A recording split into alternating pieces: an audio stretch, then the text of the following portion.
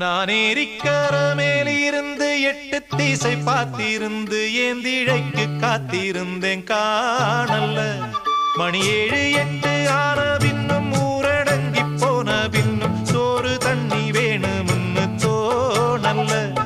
என் தெம்மாங்கு பாட்ட கேட்டு தெங்காத்து ஓடி வந்து தூதாக போக வேணும் அக்கறையில. நான் உண்டான ஆசைகளை உள்ளார பூட்டி வச்சு ஒத்தேல வாடுறேனே இக்கரையிலே.